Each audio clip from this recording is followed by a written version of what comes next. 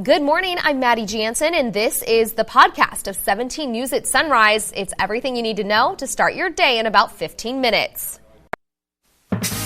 Working in the spirit of the Golden Empire, this is 17 News at Sunrise. President Trump will be in Bakersfield in about 9 hours. Meadows Field bustling this morning with preparations. We're live there with team coverage on what to expect from the president's first visit to the Golden Empire. Meantime, Democratic presidential candidate Bernie Sanders is set to make a stop in Bakersfield this week, where he's set to speak as we get closer to the March primary. A massive fire kills a firefighter in Porterville. But this morning, crews are still working to find one of their own. More on that search coming up. Today is February 19th, 2020. Good morning, it's 5 a.m. Good to have you with us on this Wednesday. I'm Maddie Jansen alongside Alex Fisher. It is going to be a busy news day, and we have you covered all day long today. But first, we're going to talk about your forecast because it is going to be another beautiful day out there. Warm temperatures, right, Kev? Yeah, we continue to warm things up. Yesterday was a nice day. We hit 69 degrees. Again, normally we should be right around 64 degrees, and yesterday's record was actually 87, and that was set back in 1930. We're at 46 degrees right now in Bakersfield with a southeast wind at 3 miles per hour, so grab a jacket. We'll start out near 45, warming up to 65 at noon, and by 3 o'clock we'll be right near 70. 37 for Tehachapi. You have a light northwest wind at 10 right now, and today looking very nice. We'll start out with some 30s and 40s, and then throughout the afternoon, mid-50s under sunny skies, and by 3 o'clock, that light northwest wind at 10. We'll talk much more about your forecast in just a bit, but first let's get a check of the morning commute with Alex. All right, thanks so much, Kevin. And taking you outside, here's a look at the 99 near Airport Drive. And as you can see, it's looking pretty clear on that side of town, although it looks like our camera is having a hard time waking up this morning. There it goes. It's looking pretty clear on that side of town. And there are no incidents to talk about this morning. Your morning commute is looking pretty good. We'll have another check coming up in about 15 minutes. Your time now is 5:02, and President Trump is scheduled to visit Bakersfield today in what will be his first trip to the Golden Empire as Commander-in-Chief. Here at home, preparations are underway for the president's visit this afternoon. He's scheduled to visit with local farmers to talk about water in Kern County. Along with him, Bakersfield Congressman Kevin McCarthy and South Carolina Senator Lindsey Graham.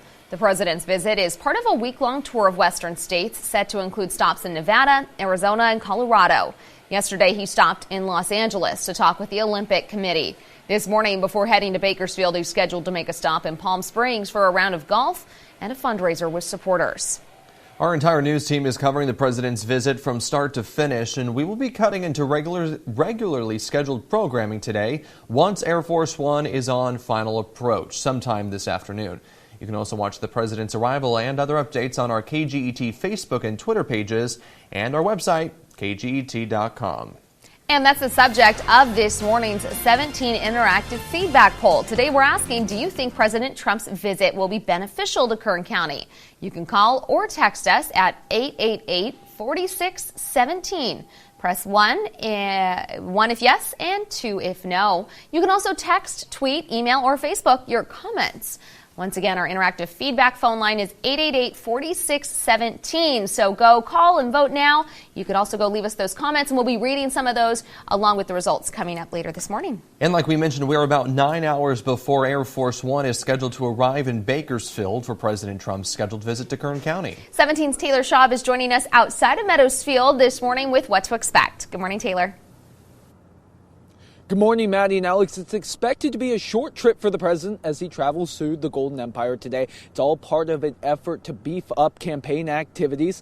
And on the agenda today, the president will join Congressman Kevin McCarthy to discuss water supply and delivery throughout California and other western states. And let's take a look at some video from yesterday here at Bakersfield Airport. You can take a look at an Air Force plane landing here at the airport to unload some equipment. The C-17 is believed to be unloading items off the plane. The president's visit is part of this week-long tour of western states set to include Nevada, Arizona, and Colorado.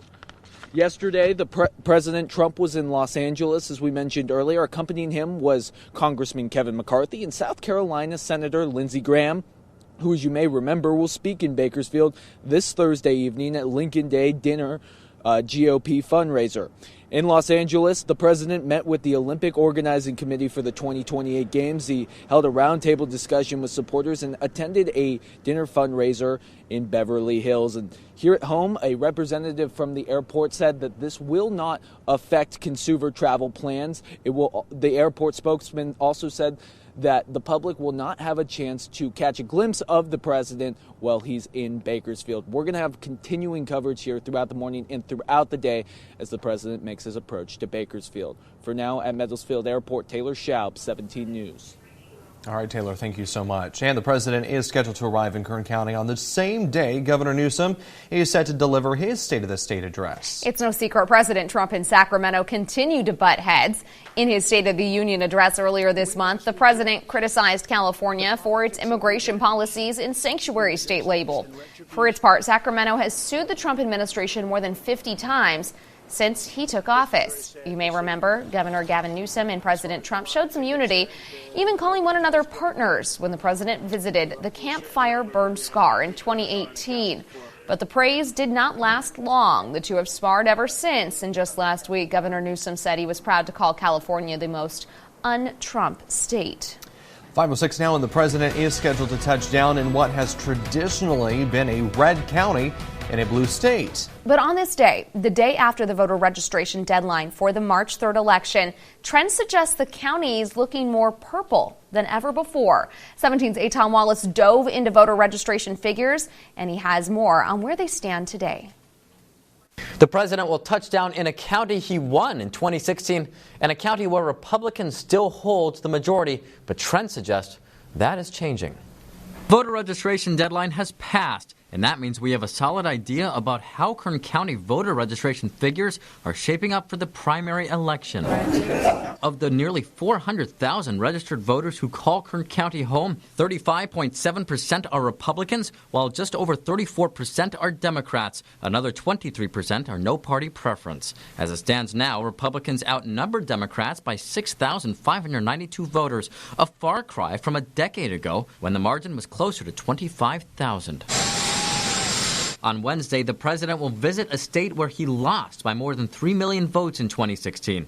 But in Kern County, he won by 15 percentage points. Nearly 4 years later, 17 News Republican political analyst Kathy Abernathy says the president still is popular here and will be welcomed with open arms. I think Trump's going to have a huge reception, whether they're yelling at the sky as he flies over and cheering him on, or whether they get to be some of the few that get to see him. It's a strong movement right now because it's jobs, because people feel secure with this president. But 17 News Democratic political analyst Ricardo Perez begs to differ.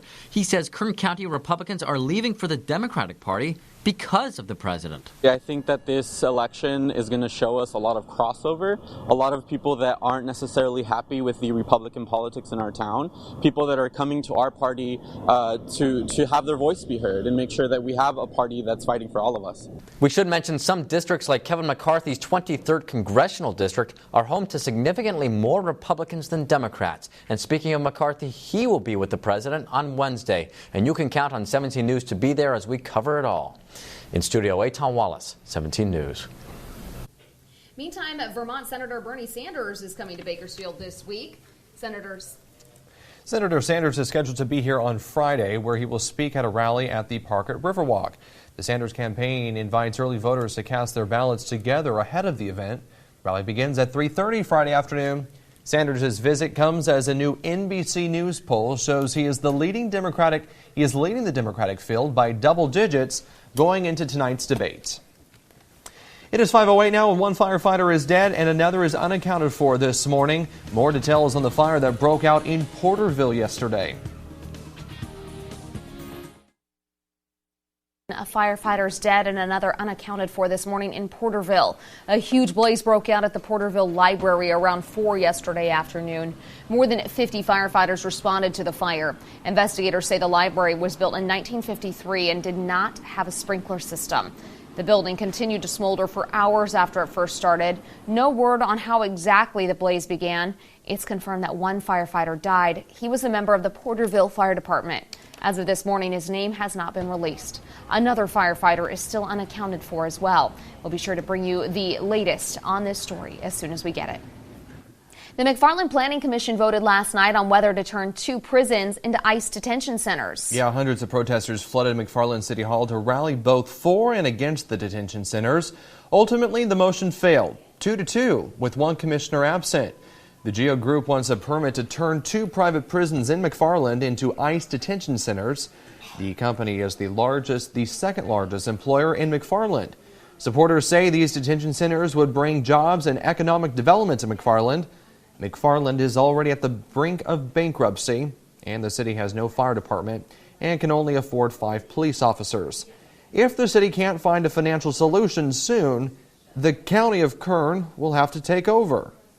The protesters are demanding that these people lose their jobs. At the same time, putting our finances at risk at the city of McFarland. As it is, we're struggling.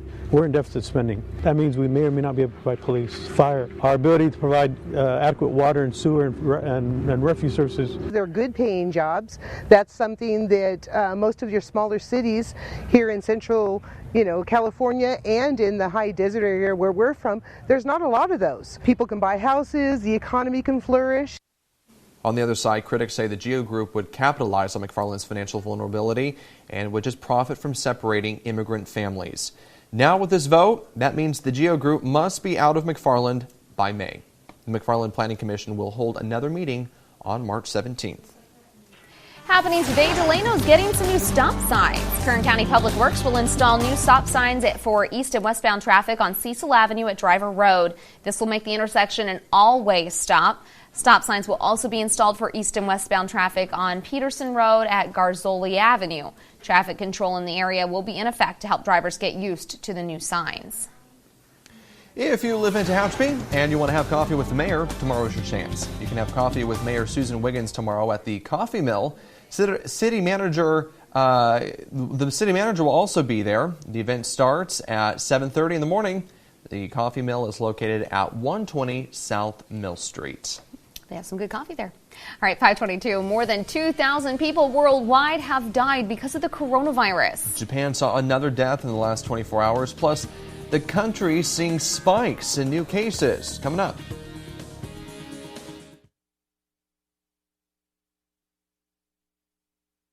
KGET Business Watch is brought to you by Grapevine MSP Technology Services, the Valley's leading IT service provider.